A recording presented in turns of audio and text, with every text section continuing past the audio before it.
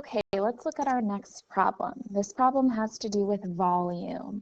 So it says that Rachel is blowing up a balloon so that the diameter, so be careful, we're getting diameter this time, instead of radius, increases at a rate of 10 centimeters per second. So that's how our diameter is changing. And it asks us at what rate must she blow air into the balloon when the diameter is 4 centimeters. So remember, there are three things that we need. We need an equation. We need to figure out what it is that we're given, what information can we use. And we need to figure out what it is they're asking us to find. So you're welcome. I gave you the equation. The equation for the volume of a sphere is V equals 4/3 pi r cubed. We're given that the diameter is changing, so that's the derivative of our diameter with respect to time, is changing at 10 centimeters per second. And we are given that our diameter is 4 centimeters. What do we need to find? We need to find the change in the volume. How fast is she supposed to be blowing up this balloon? So dV dt. Okay, so we do have to be careful because the equation that we are given has to do with radius, and the information that we're given has to do with diameter. Now we know something about radius and diameter. We know that the diameter is 2 times the radius, okay, because the radius is half of the diameter. So we have diameter, so we can either change those numbers we'd be able to change our radius or our diameter into a radius, but that does not necessarily mean that our rate is going to change proportionally. So just be careful there. The best thing to do would be to get this in terms of r. So r is actually d over 2. So we can rewrite our equation with a diameter, which means we can use the information we're given. So the volume is 4/3 pi. Instead of radius, we're going to have diameter over 2 cubed.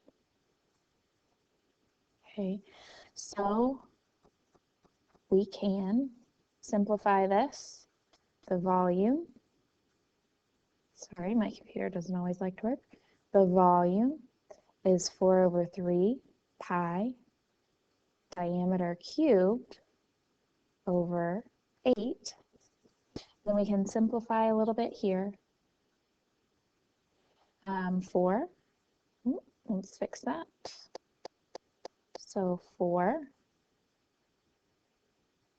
divided by 8, we'll have a 2 left over, and 3 times 2. So our volume is actually 1/6 pi diameter cubed. Okay. So what we need to do now is take our derivative.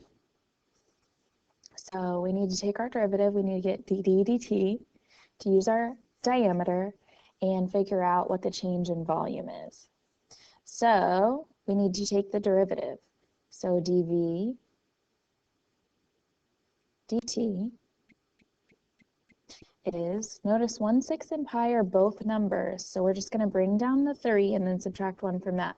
So we have 3 times 1/6 pi, those are all numbers, d squared dd dt, because we took the derivative of the diameter with respect to time. So we can simplify this a little bit. 3 goes into 6 twice. So we have dv dt is 1/2 pi. And remember, we are given the diameter and how the diameter is changing. So our diameter is 4, and our diameter is changing at a rate of 10 centimeters per second. So we will have 4 squared times 10. So dv dt is 1/2. So let's combine the 1/2 and the 10 first. That'll leave us with a 5. So we have pi times 16 times 5. So that will give us 16 times 5 is 80 pi. And don't forget your units. So we are looking at volume.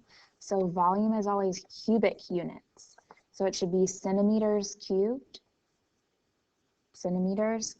over our time, which is seconds. So we will write centimeters, crazy computer, centimeters cubed per seconds. And that is our answer.